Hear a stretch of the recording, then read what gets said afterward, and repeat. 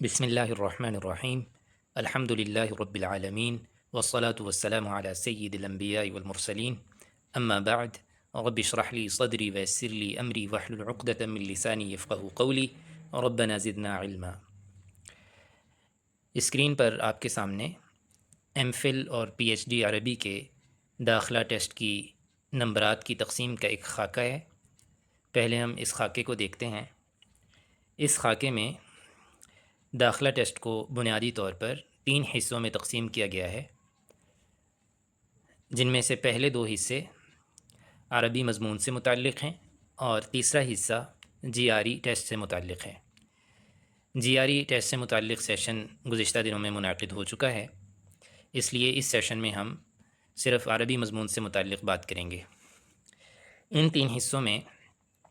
پہلا حصہ جو عربی مضمون کا معروضی حصہ ہے، یہ 30 نمبر کا ہے۔ اس میں 30 معروضی سوالات ہوں گے۔ دوسرا حصہ انشائیہ ہے، یہ بھی عربی مضمون سے متعلق ہے۔ اس میں 4 سوالات ہیں، ہر سوال 10 نمبر کا ہے۔ اس طرح یہ 40 نمبر کا انشائیہ حصہ ہے۔ چنانچہ عربی زبان کا معروضی اور انشائیہ حصہ ملا کر یہ کل 70 نمبر بنتے ہیں۔ اس کے بعد جی آر ای ٹیسٹ کو 30 نمبر کے طور پر شامل کیا گیا ہے، لہٰذا 70 میں 30 ایڈ کریں تو یہ 100 نمبر کا مکمل ٹیسٹ بن جاتا ہے۔ اب ہم دیکھتے ہیں کہ عربی مضمون کا پہلا حصہ جو کہ معروضی حصہ ہے، یہ 30 معروضی سوالات پر مشتمل ہیں۔ یہ سوالات الاختیار من المتعدد یعنی ملٹیپل چوائس کے طور پر دیے جائیں گے۔ ہر سوال کے 4 آپشنز ہوں گے، درست آپشن کا انتخاب کیا جائے گا۔ یہ معروضی سوالات جن مضامین سے تیار ہوئے ہیں ان کی ایک مختصر فہرست یہاں دی گئی ہے، جن میں عربی زبان و ادب، قواعد صرف و نحو، علوم عربیہ، علوم عربیہ میں پھر علم البلاغت ہے، علم اللسانیات ہے، النقد الادبی ہے، علم العروض والقوافی ہے، اور اسی طرح سے تاریخ الادب العربی ہے۔ تو کافی ان میں تفصیل ہے۔ اس تفصیل کا ذکر ہم اس خاکے کو سمجھنے کے بعد آگے چل کر کریں گے۔ اس کے بعد معلومات عامہ، تو یہ تمام چیزوں سے یہ 30 نمبر کا معروضی پورشن تیار کیا جاتا ہے، اور اس کی تیاری کے لیے جو بہترین کتاب ہے وہ اختبارات اللغہ العربیہ ڈاکٹر خالق داد ملک صاحب کی ہے، جس کا ٹائٹل پیج میں آگے چل کے شیئر کروں گا، اور آپ کے گروپ میں اس کی PDF فائل بھی شیئر کی جا چکی ہے۔ اگر آپ اس کتاب کو مکمل طور پر پڑھ لیں اور اسے اچھی طرح سے تیار کر لیں تو آپ اس پورشن میں تمام یعنی 30 نمبر حاصل کر سکتے ہیں انشاءاللہ۔ عام طور پر ممتحنین معروضی حصہ اسی کتاب سے تیار کرتے ہیں، اور اگر وہ کسی اور جگہ سے بھی یہ حصہ تیار کریں تب بھی یہ کتاب اتنی جامع ہے کہ وہ سوالات عموماً اس کتاب میں موجود ہوتے ہیں۔ تو لہٰذا یہ کتاب جو کہ تقریباً 400 سے زائد صفحات پر مشتمل ہے، دیکھنے میں ایک ضخیم کتاب لگتی ہے، لیکن چونکہ یہ معروضی طرز میں ہر سوال کے 4 آپشن کے ساتھ لکھی گئی ہے، اس لیے اس کے صفحات کی تعداد زیادہ ہو گئی ہے۔ اگر اسی تمام معلومات کو ہم نثری انداز میں پیش کریں تو میرے خیال میں یہ 60 سے 70 صفحات میں یہ تمام معلومات سما جائے گی۔ تو یہ 60-70 صفحات کو اتنے دنوں میں تیار کرنا زیادہ مشکل نہیں ہے، لہٰذا اگر آپ چاہیں تو کوشش کریں، محنت کریں تو یہ کتاب آپ چند دنوں میں تیار کر سکتے ہیں۔ اس طرح آپ کے یہ 30 نمبر سیکیور ہو جائیں گے۔ اس کے بعد جو دوسرا پورشن ہے الانشاء و ترجمہ، یہ انشائیہ حصہ ہے۔ اس میں انہوں نے 2 چیزیں دی ہیں، انشاء اور ترجمہ۔ انشاء میں ایک تو مضمون نویسی کا سوال ہوگا، اور ایک جو ہے وہ پیراگراف دیا جائے گا، اس کے نیچے 4 یا 5 سوالات ہوں گے جو اس پیراگراف سے حل کرنے ہوں گے، اور اس کے علاوہ 2 سوالات جو ہیں وہ ترجمے کے ہیں۔ ایک سوال ان 2 میں سے عربی سے اردو ترجمے کا ہے، اور دوسرا سوال جو ہے وہ اردو سے عربی ترجمے کا ہے۔ یہ 4 سوالات کا خلاصہ ہے۔ اب ہم ان کو 1 بائی 1 دیکھتے ہیں۔ یہاں پہ پہلا سوال بتایا گیا عربی نظم یا نثر کی روشنی میں سوالات کے عربی جوابات۔ تو اس میں جیسے میں نے ذکر کیا کہ ایک نثری پیراگراف دیا جائے گا، عموماً یہ نثر کی صورت میں ہی ہوتا ہے، لیکن یہاں پہ انہوں نے ایک آپشن نظم کا بھی ذکر کیا ہے، یعنی کچھ اشعار ذکر کیے جائیں اور اس سے پھر یہ متعلقہ نیچے 4 یا 5 سوالات دیے جائیں۔ ایسا بھی ممکن ہے، لیکن زیادہ چانسز جو ہیں وہ نثر کے ہی ہوتے ہیں، عام طور پہ یہ نثری شکل میں ہی ہوتا ہے۔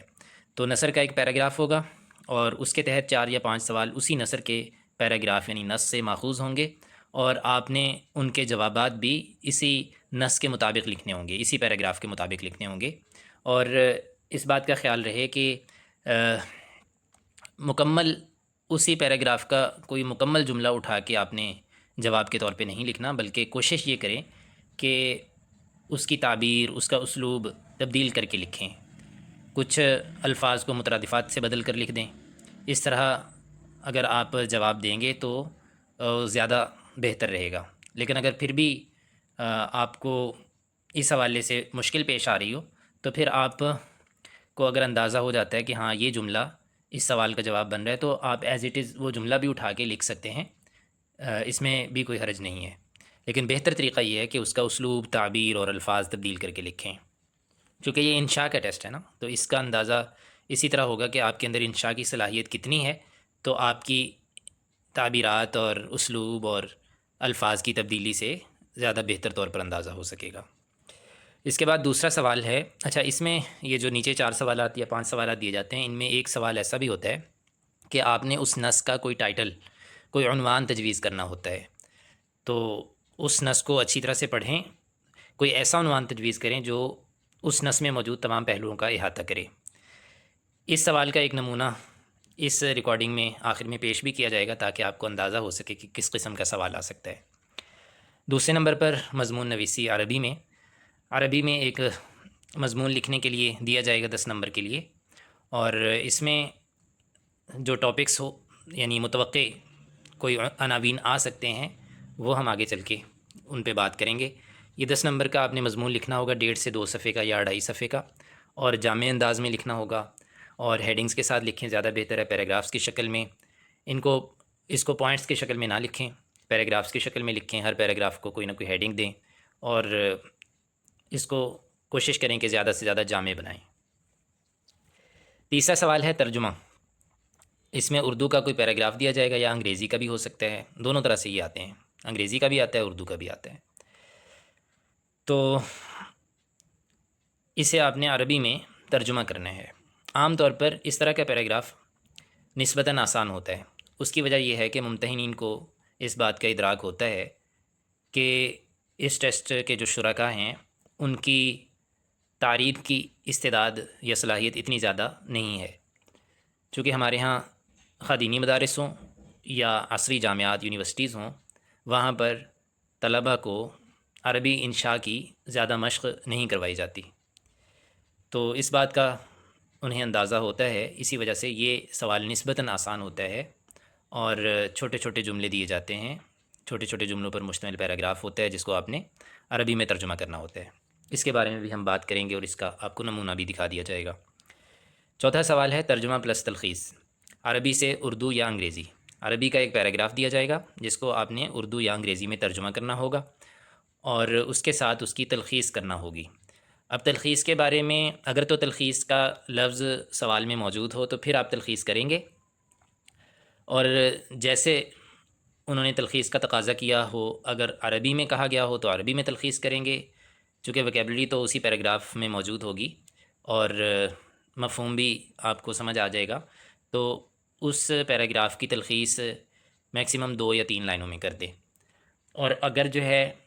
عربی کا ذکر نہ ہو، یعنی عربی تلخیص کا ذکر نہ ہو، تو پھر آپ اردو میں تلخیص کر دیں، اور اگر سرے سے تلخیص کا ذکر ہی نہیں ہے سوال میں تو پھر تلخیص بالکل نہ کریں، صرف اردو میں ترجمہ کر دیں۔ اچھا، یہ ہے پورا خاکہ جو ہمارے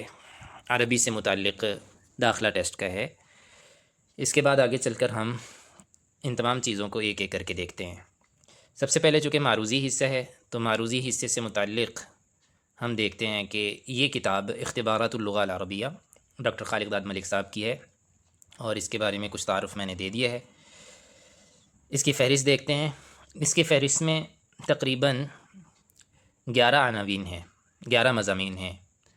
جن میں علم الاصوات، علم الصرف والنحو، علم البلاغہ، علم العروض والقوافی، علم اللغة الحدیث، النقد الادبی، اللغة والادب، جوامع الکلم والامثال العربیہ، الادب الاسلامی، التاریخ والثقافت، تاریخ الادب العربی، یہ تمام مضامین ہیں، اور یہ ایک جامع کتاب ہے۔ ان تمام مضامین کے معروضی سوالات بنا کر جامع انداز میں پیش کیے گئے ہیں۔ اگر آپ اس کتاب کی اچھی طرح تیاری کر لیتے ہیں تو آپ کا جو پہلا پورشن ہے معروضی حصہ،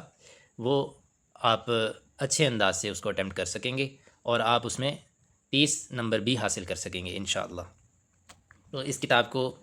زیادہ اچھے انداز سے تیار کریں، اور اس کتاب میں بھی آپ جن مضامین کو زیادہ توجہ دیں وہ ہیں تیسرا اور چوتھا، علم الصرف والنحو اور علم البلاغہ۔ یہ تو ازبر ہونا چاہیے، اس کو زیادہ بہتر طریقے سے زیادہ توجہ سے تیار کریں، اور ان دو کے ساتھ پہلا جو ہے علم الاصوات یہ بھی شامل کر لیں، چونکہ عموماً ممتحن کی کوشش ہوتی ہے کہ کتاب کے آغاز سے زیادہ سے زیادہ سوالات بنائے جائیں تاکہ طلبہ کے لیے آسانی رہے۔ تو ان تین مضامین کو زیادہ اچھے طریقے سے تیار کر لیں۔ اس کے بعد جو اگلے کچھ مضامین ہیں، علم العروض ہے، علم القوافی ہے، علم اللغہ الحدیث ہے، النقد الادبی ہے، ان چار مضامین کو یعنی علم العروض سے لے کر النقد الادبی تک، یہ جو چار مضامین ہیں ان کے پہلے دو دو تین تین صفحات اچھی طرح کر لیں، باقی حصے کو سرسری طور پر دیکھ لیں، اور اس میں کوئی آپ کو اہم سوال نظر آئے، کچھ محسوس ہو کہ یہ نسبتاً اہم ہو سکتا ہے، تو اس کو ہائی لائٹ کر لیں۔ تو ان کو آپ اگر سرسری انداز میں بھی دیکھ لیں تو باقی چیزوں کے لیے زیادہ وقت نکال لیں تو بہتر ہے، کیونکہ تاریخ الادب العربی کا پورشن کافی وسیع ہے، اس میں آپ کو کافی وقت لگے گا۔ آگے دیکھیں، 9ویں نمبر پر اللغہ والادب ہے۔ اللغہ والادب کو مکمل طور پر دیکھیں، اور اس میں خاص طور پر مصنفین اور کتب کے جو نام ہیں ان کو نوٹ کرتے جائیں، اور اوورآل تمام کتاب میں بھی جہاں کہیں مصنفین اور اہم کتابوں کے نام ہوں ان کو اچھی طرح سے ذہن نشین کریں۔ کتابوں سے متعلق عموماً کوئی ان 30 سوالات میں 5 سے 6 سوالات شامل جاتے ہیں، اور اسی طرح سے جوامع الکلم والامثال العربیہ، اس کا پہلا ایک یا دو صفحے دیکھ لیں، کافی ہیں۔ الادب الاسلامی کو مکمل طور پہ دیکھ لیں۔ التاریخ والثقافت، اس کو بھی ابتدائی صفحات کچھ دیکھ لیں اور باقی سرسری طور پر مکمل بھی دیکھ لیں، اور آخر میں جو ہے تاریخ الادب العربی، اس کو مکمل طور پر دیکھنا ہے، اور اس میں جو بھی کہیں اہم شعراء آئیں ان کا تعارف ہو، ان کے القاب ہوں، ان کا پورا نام ہو، تو ان چیزوں کو آپ، اور وہ کس دور سے تعلق رکھتے ہیں، ان چیزوں کو آپ نے خاص طور پہ نوٹ کرتے ہوئے جانا ہے۔ اور اسی طرح سے ادبا ہیں، ان ادبا نے کن کن فنون میں کام کیا، کن کن فنون سے ان کا تعلق تھا، یعنی نثر میں اگر دیکھا جائے تو مسرحیہ بھی ہے، مقالہ بھی ہے، قصص قصیرہ بھی ہیں، خطوط بھی ہیں، رسائل وصایا بھی ہیں، تو بہت سارے فنون ہیں نثری فنون۔ تو کن کن نثری فنون سے ان کا تعلق ہے، اور کن کن نثری فنون کے وہ مؤسس ہیں جنہوں نے، یعنی انہوں نے اس نثری فنون میں رائد کی حیثیت ان کی ہے، مؤسس کی حیثیت ہے یا رائد کی حیثیت ہے۔ اور اگر کسی کو کسی فن کے ساتھ ایک خاص تعلق ہے اور اس میں انہوں نے کوئی نوبل پرائز حاصل کیا ہے، جیسے نجیب محفوظ کے حوالے سے آتا ہے انہوں نے نوبل پرائز حاصل کیا ہے، تو ان چیزوں کو آپ نے خاص طور پر ذہن نشین رکھنا ہے۔ اس طرح کے سوالات بھی آتے ہیں۔ اور کتب کے حوالے سے تاریخ الادب العربی میں بھی بہت ساری کتابوں کا ذکر ہوگا، ان کو بھی ذہن نشین کرتے جائیں۔ یہ ایک آپ کے جو پہلا معروضی حصہ ہے اس کے 30 نمبر کے حوالے سے، اس میں جتنی معلومات ہیں وہ کافی ہیں، کسی اور کتاب کو کھنگالنے کی، دیکھنے کی، تلاش کرنے کی ضرورت نہیں ہے۔ اسی کتاب پر فوکس کر کے اس کو اچھی طرح سے تیار کر لیں تو انشاءاللہ آپ کا پہلا حصہ اچھے طریقے سے تیار ہو جائے گا۔ اس کے بعد ہم آگے چلتے ہیں، تو اب ہم جو سوالات ہمارے خاکے میں تھے، پہلا سوال تو وہ تھا کہ جس میں پیراگراف دیا ہوگا اس کے نیچے کچھ سوالات دیے گئے ہوں گے جن کو پیراگراف کی روشنی میں حل کرنا ہے، لیکن ہم اس ترتیب کی بجائے ان 4 سوالات کو، جو انشائیہ حصے کے 4 سوالات ہیں، رینڈم دیکھ لیتے ہیں۔ اس میں ہم پہلے دیکھ لیتے ہیں مضمون نویسی۔ مضمون نویسی کے حوالے سے آپ، ظاہر ہے کہ بعض طلبہ پریشان ہوتے ہیں کہ اب کن کن مضامین کو تیار کیا جائے، تو وہ تو بے شمار عناوین ہیں، جتنے معاملات ہیں، جتنے مسائل ہیں، اتنے مضامین بن سکتے ہیں، لیکن عموماً اگر ہم ان داخلہ ٹیسٹ کی جو تاریخ ہے اس کو دیکھیں تو عموماً جو اس ٹیسٹ میں مضامین آتے ہیں اس میں ایک چیز تقریباً کامن ہے جس سے آپ کے لیے یہ سوال کافی آسان ہو سکتا ہے۔ وہ کامن چیز یہ ہے کہ اس میں اہمیت اللغہ العربیہ کے حوالے سے زیادہ تر مضامین آتے ہیں، یعنی عام طور پہ جو مضمون شامل کیا جاتا ہے وہ اہمیت اللغہ العربیہ کا ذکر اس میں ہوتا ہے۔ تو اہمیت اللغہ العربیہ کو لے کر آپ 4 یا 5 مختلف ٹاپکس بنا لیں اور اس پر آپ مختصر مضامین تیار کر لیں جو کہ جامع ہوں، اور پھر ان کی اچھی طرح سے تیاری کر لیں۔ یہ فائل بھی میں نے آپ کے گروپ میں شیئر کر دی ہوئی ہے، اس میں یہ 4 سے 5 مختلف انداز کے مضامین ہیں جن کا ابھی ہم ذکر بھی کر دیں گے۔ تو لیکن آپ اس فائل پر انحصار نہ کریں۔ ایک تو اس میں جو مضامین ہیں وہ کافی طویل ہیں، بعض مضامین 2 سے 2.5 صفحات پر مشتمل ہیں، تو اس کو آپ چھوڑ دیں۔ آپ اپنے مضامین جو ہے وہ چیٹ جی پی ٹی کے ذریعے سے تیار کر سکتے ہیں۔ چیٹ جی پی ٹی کو آپ اس انداز سے کمانڈ دیں کہ یہ جو 4-5 ٹاپکس اس فائل میں موجود ہیں وہ ٹاپک دیں، اور چیٹ جی پی ٹی کو یہ کمانڈ دیں کہ اس ٹاپک پر ایک جامع مضمون آسان اسلوب میں، جو بی ایس لیول کا اسلوب ہو، M Phil P H D level کا اسلوب نہ ہو، اس میں آپ کے لیے مشکل ہوگی، تو بی ایس لیول کا اسلوب، اور 400 سے 500 الفاظ میں 7 سے 10 ہیڈنگز کے تحت وہ مضمون تحریر کر دے۔ یعنی چیٹ جی پی ٹی کو آپ اس طرح کمانڈ دے سکتے ہیں، آپ ٹاپک لکھیں گے اور ٹاپک کے ساتھ یہ جملہ لکھ دیں کہ آسان اسلوب میں، بی ایس لیول کے اسلوب میں 400 سے 500 الفاظ پر مشتمل 7 سے 10 ہیڈنگ کے تحت ایک جامع مضمون تیار کر دے۔ اس طرح وہ آپ کو یہ مضمون تیار کر دے گا، 4 سے 5 مضامین اس طرح تیار کر کے ان کو پھر آپ کاپی کر کے اپنے ورڈ کی ایک فائل میں پیسٹ کر دیں، اور وہاں پہ ان کی تھوڑی سی سیٹنگ کر کے اس فائل کو محفوظ کر لیں۔ اس فائل سے پھر آپ یہ مضامین تیار کریں، یاد کریں۔ اس کا ایک فائدہ یہ ہوگا کہ جب آپ مضمون پیپر میں لکھیں گے تو ہر ایک کا جو اسلوب ہے، ہر ایک کا جو مضمون ہے وہ دوسرے سے مختلف ہوگا، اس سے ایک اچھا تاثر جائے گا۔ اگر آپ سب ایک ہی فائل تیار کر کے سب لوگ اسی سے مضمون تیار کرتے ہیں تو ظاہر ہے کہ ممتحن کو اندازہ ہو جائے گا کہ یہ یوں سمجھ لیں کہ یہ انشائی صلاحیت نہیں ہے، بلکہ یہ رٹے کے ذریعے سے تیار کیے گئے مضامین ہیں، تو اس کا اتنا اچھا تاثر نہیں جائے گا۔ اس لیے میں یہ کہہ رہا ہوں کہ آپ لوگ، ہر جو طالب علم ہے وہ اپنا مضمون، اپنے مضامین خود تیار کریں۔ اب آپ دیکھ لیں کہ ٹاپکس کیا کیا ہیں۔ اس میں پہلا ٹاپک یہاں پہ جس کے تحت یہ مضمون لکھا گیا ہے، اہمیت اللغہ العربیہ فی العصر الحدیث، اور اس کا ایک اور ملتا جلتا ٹاپک یہ بھی بن سکتا ہے، اہمیت اللغہ العربیہ فی عصر العلماء۔ علماء یعنی یہ گلوبلائزیشن کو بھی کہتے ہیں، عالمگیریت کو بھی کہتے ہیں، کہ پوری دنیا سمٹ کر ایک یونٹ بن گئی ہے، تو اس دور میں جو ہے، اس عالمگیریت کے دور میں عربی زبان کی اہمیت کیا ہے۔ یہاں پہ جو ٹاپک دیا، اہمیت اللغہ العربیہ فی العصر الحدیث، عصر حدیث میں، جدید دور میں عربی زبان کی اہمیت کیا ہے۔ اس کے تحت یہ ہیڈنگز ہیں، آپ ان کو دیکھ سکتے ہیں۔ ابھی پڑھنے کا موقع نہیں ہے، وقت نہیں ہے، تو اس کے بعد ہم اگلے ٹاپک کی طرف چلتے ہیں۔ اگلا ٹاپک ہے، اب یہ ٹاپک مجھے ذرا نظر نہیں آ رہا، اللغہ العربیہ و تحدیاتها فی پاکستان و سبل معالجتها، عربی زبان اور پاکستان میں اس کو درپیش چیلنجز، یا اس کے چیلنجز پاکستان میں، اور ان چیلنجز کو حل کرنے کے طریقے یا ان سے نمٹنے کے مختلف طریقے۔ سبل سبیل کی جمع ہے، معالجہ کہتے ہیں اس سے نمٹنا، اس سے نبردآزما ہونا۔ تو عربی زبان کو درپیش پاکستان میں مسائل یا چیلنجز اور ان سے نمٹنے کے مختلف طریقے، اس کے تحت بھی آپ ایک مضمون تیار کریں۔ اس کے بعد اگلا ٹاپک دیکھ لیں، وہ ہے اللغہ العربیہ لغۃ القرآن والسنہ۔ تو یہ ایک دینی، الادب الدینی سے ریلیونٹ ایک ٹاپک ہو جائے گا عربی زبان کا، تو اس کے تحت بھی ایک مضمون تیار کر لیں۔ اس کے علاوہ ایک اور ٹاپک یہاں دیکھ لیں، اللغہ العربیہ لغۃ التواصل مع العالم العربی، عربی زبان رابطے کی زبان عالم عرب کے ساتھ، یعنی عربی زبان کی عالم عرب کے ساتھ رابطے کی زبان کی حیثیت سے مطالعہ یا جائزہ، عربی زبان کا عالم عرب سے رابطے کی زبان ہونے کی حیثیت سے جائزہ۔ اس کے علاوہ ایک اور مضمون ہے، تعلیم اللغہ العربیہ فی پاکستان الواقع والمعمول، پاکستان میں عربی زبان کی تعلیم و تدریس اور اس میں جو مسائل ہیں اور ان مسائل کا حل ہے، الواقع والمعمول یعنی حقائق کیا ہیں اور توقعات کیا ہیں۔ یہ بھی ایک اہم ٹاپک ہے، اس پہ بھی آپ ایک مضمون تیار کر لیں، اور مضمون آپ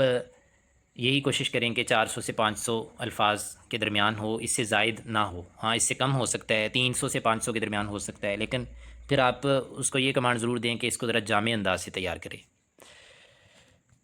اس کے علاوہ ایک اور جو ہے ٹاپک، یہ بھی اہم ہے،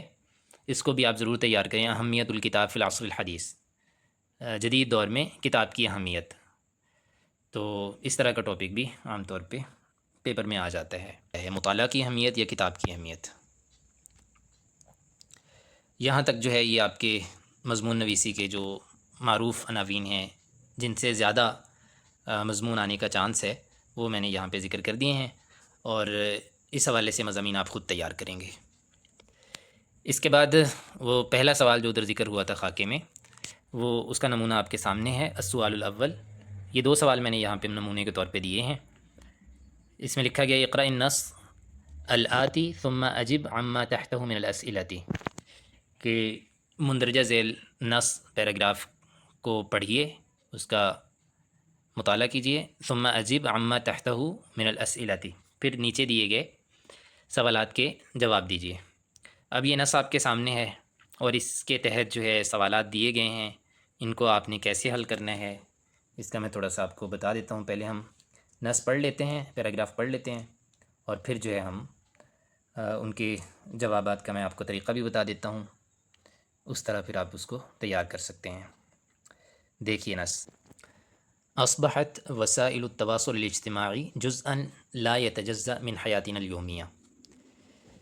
کہ کمیونیکیشن کے جو ذرائع ہیں وہ ہماری روزمرہ کی زندگی کا جزء لا يتجزأ بن چکے ہیں، جزء لا ينفك بن چکے ہیں،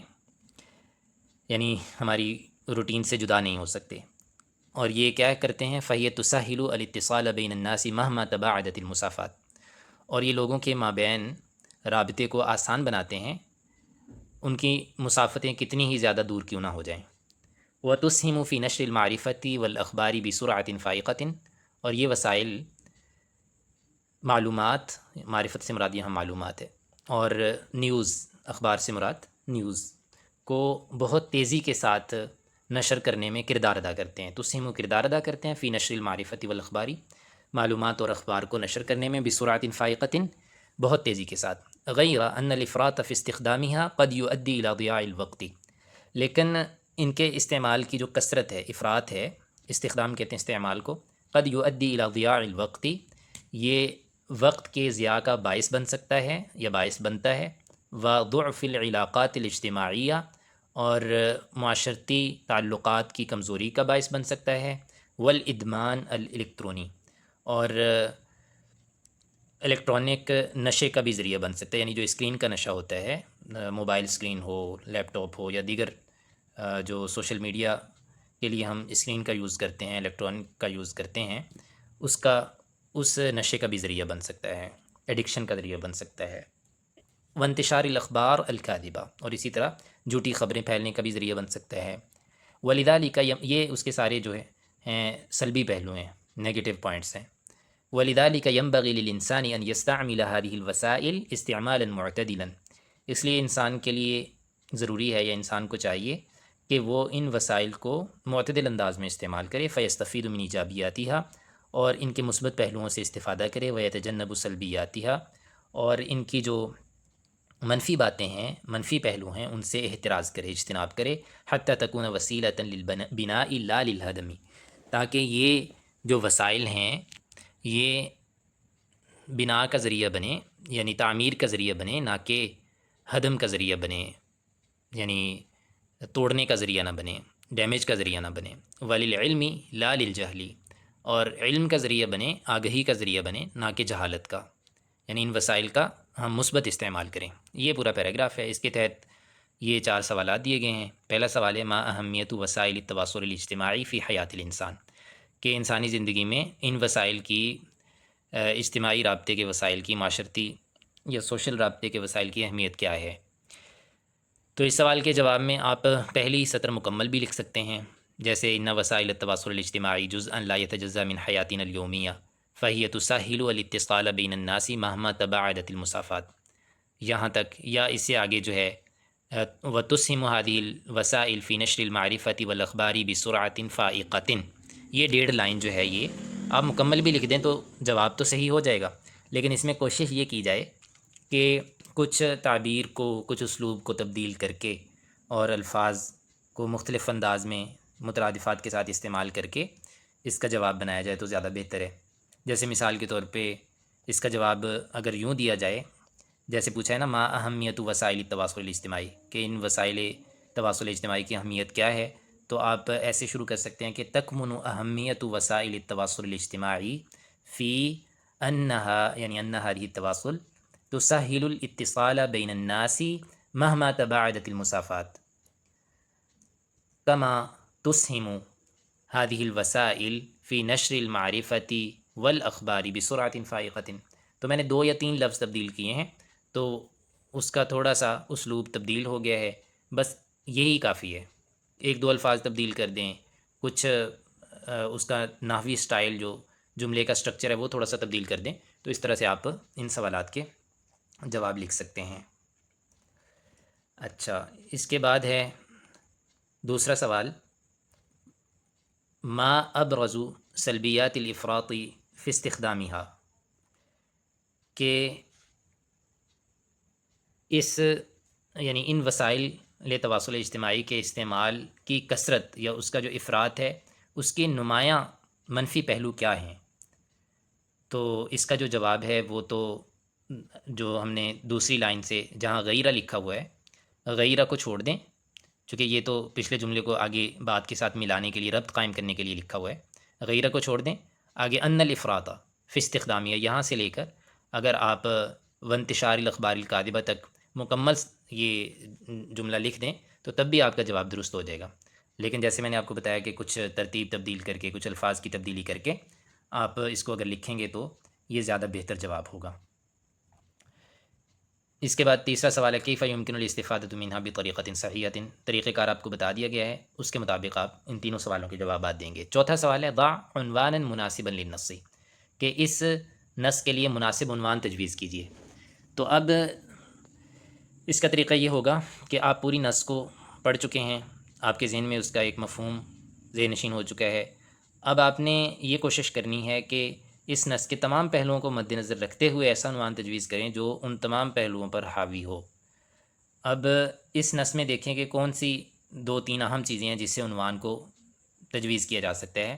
اس میں ایک تو وسائل التواصل الاجتماعی کی بات ہے شروع سے آخر تک، اور اس کے ضمن میں 2 چیزوں کا جائزہ لیا گیا ہے، اس کے فوائد اور نقصانات، ان 2 چیزوں کا جائزہ لیا گیا، تو اسی سے آپ کا یہ عنوان بن جائے گا۔ تو عنوان آپ یوں بنا سکتے ہیں کہ وسائل التواصل الاجتماعی فوائدها و مضراتها، یہ عنوان بھی بن سکتا ہے، اور اسی طرح سے وسائل التواصل الاجتماعی بین الفوائد والمخاطر، ایسے بھی بن سکتا ہے۔ اور ایک اور طریقے سے بھی بن سکتا ہے، چونکہ اس میں ہمیں کچھ نصائح، کچھ نصیحتیں دی گئی ہیں کہ کیسے جو ہے نا ان کا معتدل استعمال کرنا ہے، تو معتدل استعمال کے ساتھ بھی اس کا عنوان بن سکتا ہے، جیسے الاستخدام الامثل، الامثل مثال جیسے ہم کہتے ہیں نا میم سالام، اسی سے الامثل، الاستخدام الامثل لوسائل التواصل الاجتماعی، یہ عنوان بھی ہو سکتا ہے، اور بھی بہت سارے آپشنز یہاں پہ ہو سکتے ہیں، تو آپ کوئی مناسب عنوان تجویز کریں گے۔ یہ سوال نسبتاً انشائیہ حصے میں سب سے آسان سوال ہے،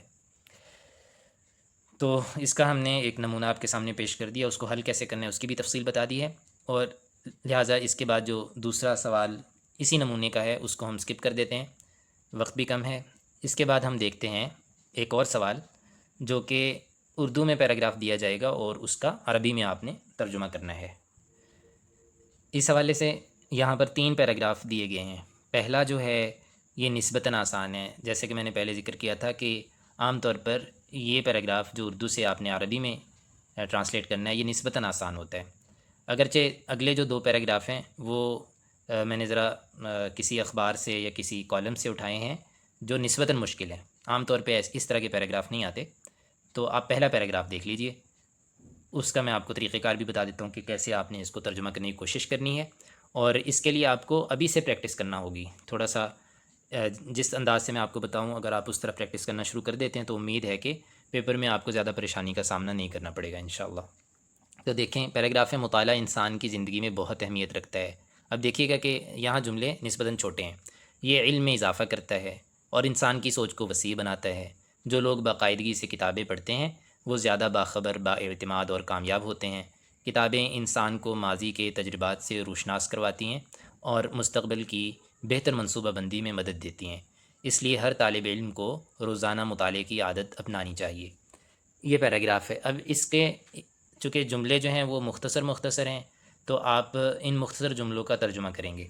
اب ترجمہ کرنے کا طریقہ کار یہ ہوگا کہ ترجمہ کرتے ہوئے آپ اپنے ذہن کو زیادہ مقید نہ کریں، زیادہ تنگ نہ رکھیں، اس کو آزاد چھوڑیں، ذہن اس کو مختلف انداز سے سوچے۔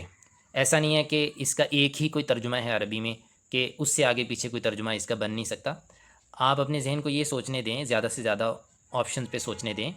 اور کوشش کریں کہ اس کے ایک جملے کے 3 4 آپ کے ذہن میں ترجمے آنے چاہیے۔ یہ تھوڑی سی پریکٹس سے یہ چیز آپ کے اندر آ جائے گی انشاءاللہ۔ مثال کے طور پہ پہلا جملہ ہے، مطالعہ انسان کی زندگی میں بہت اہمیت رکھتا ہے۔ اس کو 2 3 مختلف اسلوب میں تعبیر کرنے کی کوشش کریں، اور ابھی سے یہ پریکٹس شروع کریں کہ اس کو کبھی جملہ اسمیہ کے طور پہ لکھیں، کبھی جملہ فعلیہ کے طرز میں، اور پھر اس میں کبھی الفاظ تبدیل کر کے، کبھی تعبیر کو تبدیل کر کے لکھنے کی کوشش کریں۔ اب اس کا ترجمہ اگر ہم اس انداز سے کریں کہ مطالعہ انسان کی زندگی میں اہمیت رکھتا ہے، تو ایک ترجمہ تو یہ ہو سکتا ہے کہ للمطالعاتی اہمیت کبیرۃ فی حیات الانسان، یہ ایک ترجمہ ہو سکتا ہے، یہ جملہ اسمیہ کے طور پر ترجمہ ہے۔ اور ایک اور ترجمہ بھی ہو سکتا ہے، اس کے لیے میں آپ کو ایک اور طریقہ بتاتا ہوں کہ اردو میں جو جملہ لکھا ہوا ہے نا، اس جملے کے تمام اجزاء کو شامل کرتے ہوئے اس کی اردو میں پہلے تعبیر چینج کر لیں۔ یعنی آپ اگر چاہتے ہیں نا کہ عربی میں آپ زیادہ سے زیادہ آپشنز لیں، یعنی عربی میں مختلف تعبیرات میں آپ اس کا ترجمہ کریں، تو ایک طریقہ یہ بھی ہو سکتا ہے کہ آپ اردو کی تعبیر کو تھوڑا سا چینج کر لیں، تو یہیں سے آپ کو عربی میں بھی کچھ نئی تعبیر ذہن میں آ جائے گی۔ مثال کے طور پہ یہاں پہ ہے اردو میں تعبیر ہے، مطالعہ انسان کی زندگی میں بہت اہمیت رکھتا ہے۔ اس کو آپ اردو میں ہی پہلے تبدیل کر لیں کہ انسانی زندگی میں مطالعہ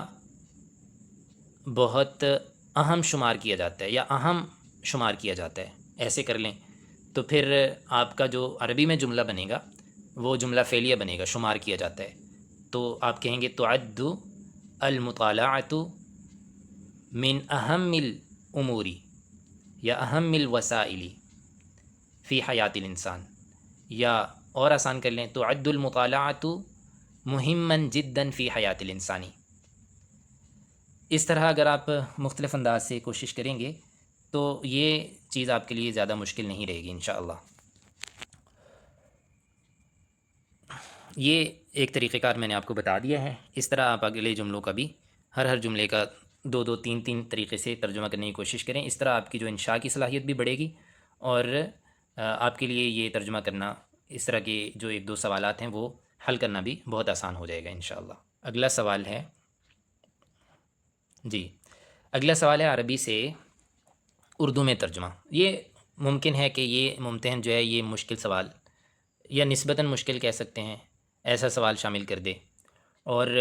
یہ آپ کے لیے تھوڑا سا اس لیے بھی یعنی نسبتاً مشکل ہو سکتا ہے کہ عام طور پہ یہ بھی اخبار سے یا مقالے سے یا کسی کالم سے کوئی پیراگراف کوئی اقتباس لے کے شامل کر دیا جاتا ہے۔ عام طور پہ جو دیکھا گیا ہے وہ کوئی رپورٹ، کوئی نیوز ایسے شامل کر دی جاتی ہے، تو اس سے چونکہ طلبہ زیادہ مانوس نہیں ہوتے تو وہ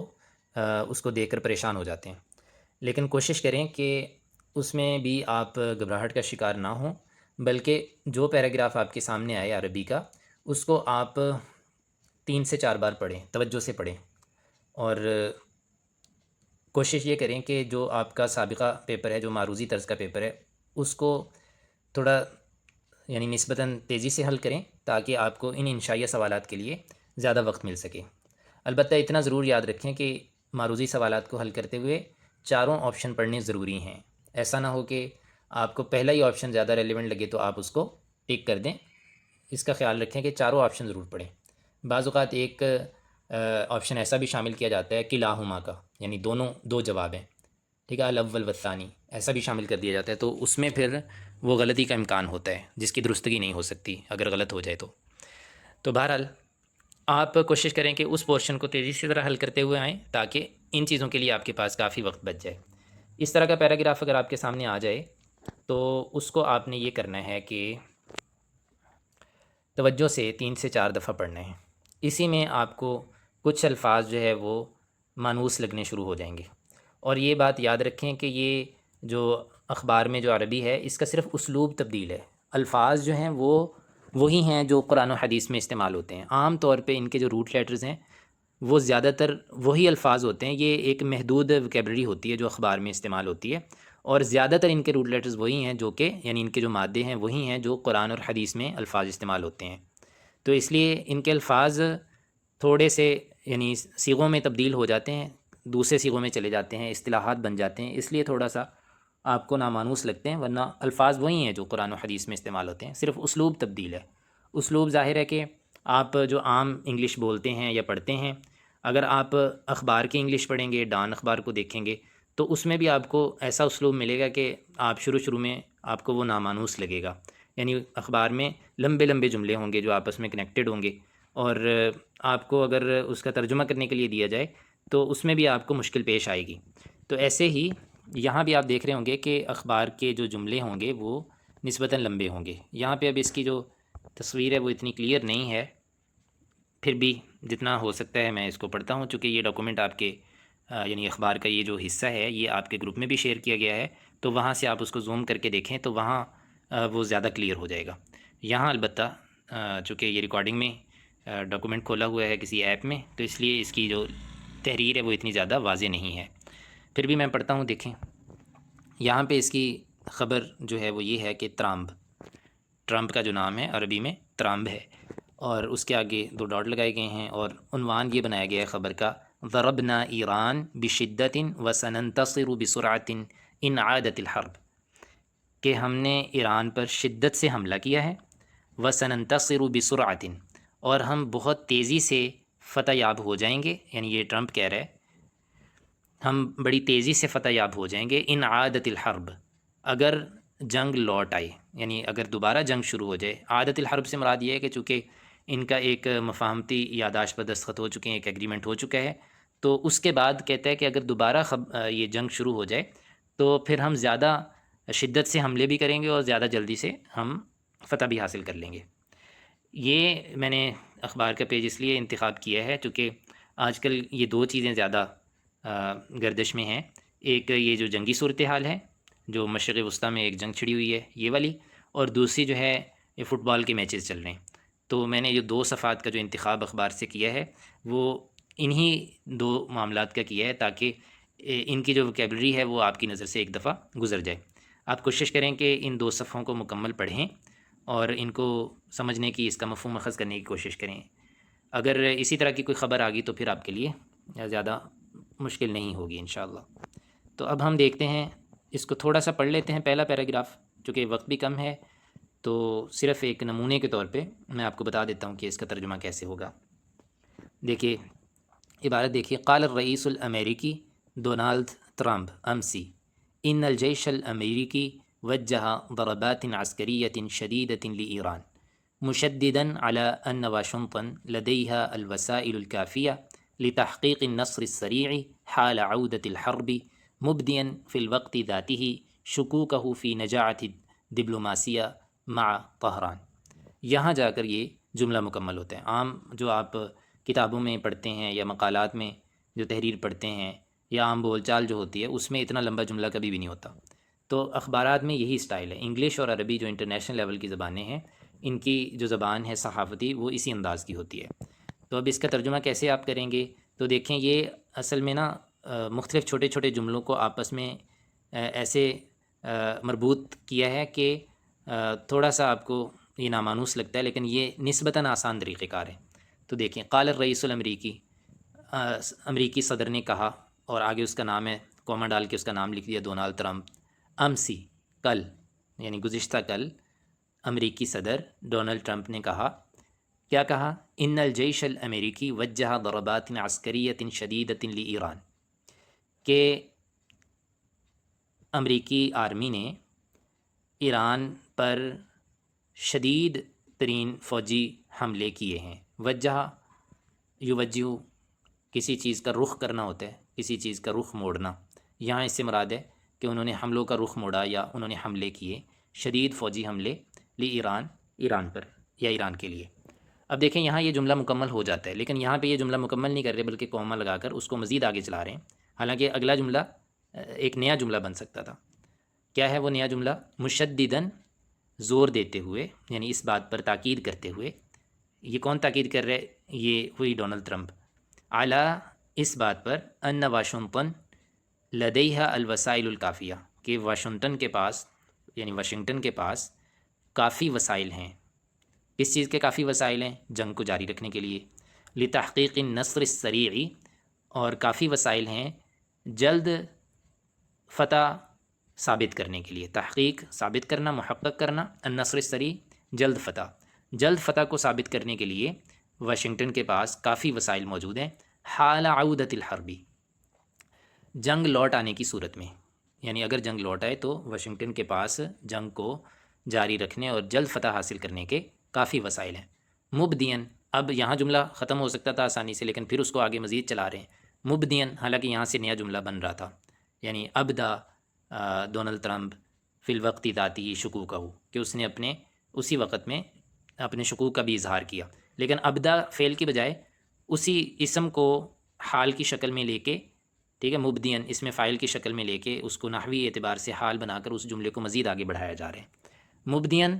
اس بات کا اظہار کرتے ہوئے، فی الوقت ذاتی، اسی دوران، شکوک ہو، اپنے شکوک کا اظہار، فی نجاعت الڈپلوماسیہ مع طہران کے ساتھ اپنی سیاسی چال کی کامیابی میں، یعنی کہ کامیاب ہوتی ہے یا نہیں ہوتی ہے، اس بارے میں ڈونلڈ ٹرمپ نے اپنے شکوک کا اظہار کیا۔ وفی رد علی سؤال، اور ایک سوال کے جواب میں، وفی رد، رد کہتے ہیں جواب کو، علی سؤال، کسی سوال کے جواب میں، بشأن العودتی للحرب الشاملتی، ایک جامع جنگ کے لوٹ آنے کے بارے میں، بشان کے بارے میں، العودتی لوٹ آنے، للحرب الشاملتی ایک جامع جنگ جو تمام جہتوں سے ہوتی ہے، وہ چاہے اسلحے کی جنگ ہو، خواہ وہ معلومات کی جنگ ہو، خواہ وہ نفسیاتی جنگ ہو، تو جتنی بھی صورتوں کی جنگ ہوتی ہے، تو ایک جامع جنگ کے لوٹ آنے کی صورت کے بارے میں جب کسی نے سوال کیا تو اس کے جواب میں انہوں نے کہا مع ایران، یہ جو حرب شاملہ ہے یہ ایران کے ساتھ جو چل رہی ہے۔ وجہ الصحفیون، اچھا یہ اس سوال کی صفت ہے کہ جو سوال کیا گیا جس پر ڈونلڈ ٹرمپ نے اپنا جواب دیا ہے، یہ سوال کہتے ہیں کہ وہاں موجود صحافیوں نے کیا تھا، اور کہاں کیا تھا؟ علی الطائرۃ الریاسیہ، وہ جو سرکاری جہاز تھا اس پر موجود ہوتے ہوئے ان صحافیوں نے یہ سوال کیا، یعنی یہ بات ساری اسی سرکاری طیارے میں چل رہی ہے۔ خلال عودت الرئیس الامریکی من قمت الناتو، یہ اس دوران، یعنی یہ جو اجلاس ہوا تھا یہ اس دوران ہوا تھا جب امریکی صدر نیٹو کے اجلاس سے واپس آ رہے تھے، فی انقرہ، اور یہ جو نیٹو کا اجلاس تھا یہ انقرہ میں منعقد ہوا تھا۔ قال ٹرمپ، تو ٹرمپ نے اس سوال کے جواب میں کیا کہا؟ لا اعرف، میں نہیں جانتا، لیکن سنفوز بسرعۃ کبیرۃ، لیکن ہم بہت تیزی کے ساتھ کامیابی حاصل کریں گے۔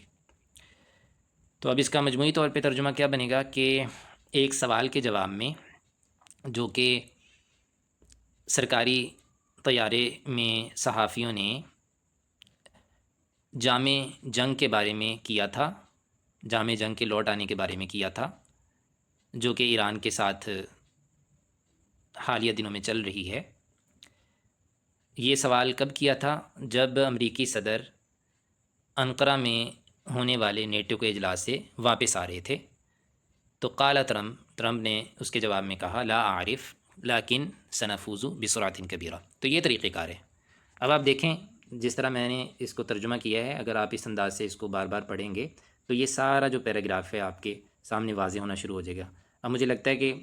آپ کو بھی معلوم ہے کہ اس میں کوئی ایسا لفظ جو ہے وہ ایسا نہیں ہے کہ جس کے لیے آپ کو لغت اٹھا کے دیکھنا پڑے گا، بس اس اسٹائل کو سمجھنے کی ضرورت ہے کہ اخبار میں جو جملے ہوتے ہیں، جو پیراگراف ہیں، وہ کس انداز سے تحریر کیے جاتے ہیں۔ بس یہیں پہ ہم اپنی اس ریکارڈنگ کو ختم کرتے ہیں۔ آخر میں کچھ آپ کے لیے کچھ ہدایات ہیں، وہ نوٹ فرما لیں۔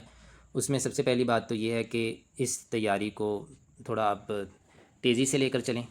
اور میرا خیال ہے کہ انفرادی تیاری سے اس موقع پر مجموعی آپ اگر تیاری کریں گروپ کی شکل میں تو زیادہ بہتر رہے گا، کیونکہ کچھ اسٹوڈنٹس کے لیے بہت ساری چیزیں نئی بھی ہو سکتی ہیں۔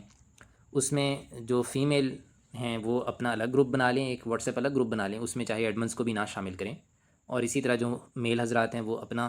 ایک گروپ بنا لیں۔ دونوں گروپس میں ایسے لوگ موجود ہیں جو دونوں طرف سے، یعنی دینی مدارس اور بی ایس عربی دونوں طرف سے فارغ التحصیل ہیں، تو ایسے جو افراد ہیں وہ آپ کی اچھی معاونت کر سکتے ہیں۔ تو ایسے گروپ لیڈرز کی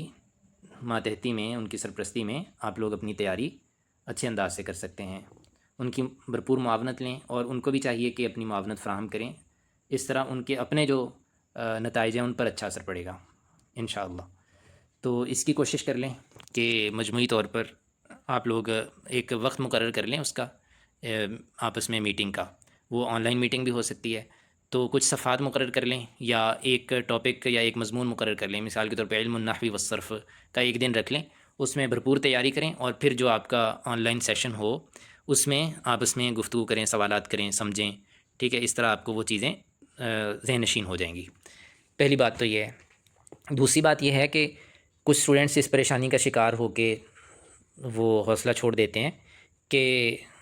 یہاں پہ تو کچھ مدارس کے بھی ایسے اسٹوڈنٹس ہیں جنہوں نے درس نظامی کیا ہوا ہے، تو وہ ان کا تو عربی کا فہم بہت اچھا ہوتا ہے، تو ہم تو اس طرح سے نہیں کر پائیں گے، تو لہٰذا وہ ہم سے آگے ظاہر ہے زیادہ بہتر انداز سے پیپر اٹیمپٹ کر کے وہ سیٹیں وہ حاصل کر لیں گے۔ تو اس طرح کی سوچ بالکل اپنے ذہن سے نکال کر اس ٹیسٹ کی تیاری کریں، کیونکہ ہو سکتا ہے کہ درس نظامی کے طلباء کے لیے یہ حصہ نسبتاً آسان ہو عربی مضمون کے حوالے سے، ممکن ہے کہ ان کے لیے جو ہے وہ جی آر ای کا پورشن مشکل ہو جائے اور آپ اس کو بہتر طریقے سے کر سکیں، آپ اس میں زیادہ مارکس حاصل کر سکیں۔ تو یہ چیز تو ظاہر ہے کہ خدا تعالیٰ کے علم میں ہے، کہ یہ ڈیپینڈ کرتا ہے آپ کی اس چند روزہ محنت پر، چونکہ کوئی بھی پورا سال اس کی تیاری نہیں کر رہا ہوتا، جب ایڈ آتا ہے تو اس کے بعد ہی اپنی فرصت کے مطابق تیاری کرنا شروع کرتے ہیں، اور عام طور پہ یہ جو ٹیسٹ ہوتے ہیں یہ زیادہ تر حافظے کے ہی ٹیسٹ ہوتے ہیں، کوئی اس میں زیادہ ٹیکنیکل چیزیں نہیں ہوتی۔ تو اس لیے تمام لوگ جو ہے وہ بھرپور تیاری کریں۔ اور یہ میں اس لیے کہہ رہا ہوں کہ بعض اوقات ایسا ہوتا ہے کہ جو طلباء وہاں پہ اپیئر ہوتے ہیں ٹیسٹ کے لیے، سیٹیں مثال کے طور پہ 15 ہیں یا 20 ہیں، تو بعض اوقات وہ تمام سیٹیں بھی فل نہیں ہوتی، تو اس لیے آپ آپس میں باہمی ایک اچھی ایک دوسرے کے تعاون سے اچھی تیاری کریں، تاکہ کوئی سیٹیں جو ہے نا وہ خالی نہ رہ جائیں، ٹھیک ہے، ناکامی کی صورت میں۔ تو بہرحال اس کی اچھی تیاری کریں۔ اور ایک اور اہم بات یہ ہے کہ وہاں پر پیپر حل کرتے ہوئے کسی سوال کو نظر انداز نہ کریں، کوئی سوال چھوڑ کر نہ آئیں، تمام سوالات کو حل کر کے آئیں۔ کوئی سوال نہیں بھی آتا اس کی بھی کچھ نہ کچھ کوشش کر کے وہاں کچھ نہ کچھ ضرور لکھ کر آئیں۔ اس کی وجہ یہ ہے کہ اگر آپ اس سوال کو بالکل نظر انداز کر کے خالی چھوڑ کے آ جاتے ہیں تو ممتحن کو اچھا مارجن مل جاتا ہے کہ وہ وہاں زیرو لگا کے آگے نکل جاتا ہے، گزر جاتا ہے۔ لیکن اگر آپ نے اس میں کوئی 2 جملے بھی لکھ دیے تو اب ممتحن کو فیصلہ کرنا پڑے گا کہ اس کو میں نے کتنے % اس سوال میں سے نمبر دینے، اور عموماً وہ فیصلہ جو ہے وہ طالب علم کے حق میں ہوتا ہے کہ اس کو اس میں اچھی % مل جاتی ہے۔ بہرحال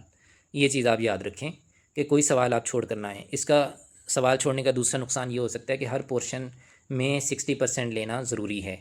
خواہ وہ جی آر ای کا پورشن ہے، معروضی کا پورشن ہے یا انشائیہ حصے کا پورشن ہے، ان تینوں میں 60% سے ابو مارکس لینا ضروری ہے۔ اگر اس کے کسی ایک پورشن میں بھی آپ کے مارکس کم ہوتے ہیں